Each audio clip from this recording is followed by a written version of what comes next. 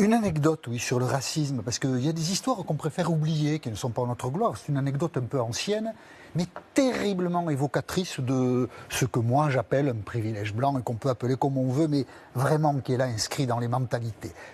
En décembre 1953, le 18 décembre 1953, les parlementaires, députés et sénateurs se réunissent à Versailles pour trouver un successeur à Vincent Auriol, premier président de la République de la 4e. Et donc, le Congrès doit choisir un successeur.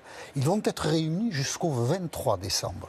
13 tours de scrutin pour distinguer au bout du bout quelqu'un que même sa concierge n'aurait pas imaginé président de la République, René Coty, sénateur de Seine inférieure, un gentil garçon, mais enfin qui se trouve tout à coup promu à un rôle auquel lui-même n'aurait pas rêvé.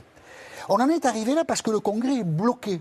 Il y a 3 blocs, on n'arrive pas à trouver quelqu'un de consensus, et pendant cette mécanique infernale, tout le monde en France se moque de ce congrès. La presse titre, mais jusqu'à quand ils vont rester enfermés? Comme ils ont envie de finir avant Noël, ils vont clore la séquence avec Coty. Pendant ces 13 tours, le président du Sénat, Gaston Monnerville, il a un peu plus de 50 ans, c'est un radical, il a été résistant, il est estimé par tout le monde, fait savoir dans les couloirs que si on veut, il peut être la solution, puisque décidément, il n'y a pas de solution. Et il se rend compte que personne, il connaît son monde de parlementaire, lui, personne ne répond à sa sollicitation. Et quand le cirque est fini, il confiera à des amis en larmes, et vous le retrouvez très peu dans les livres d'histoire.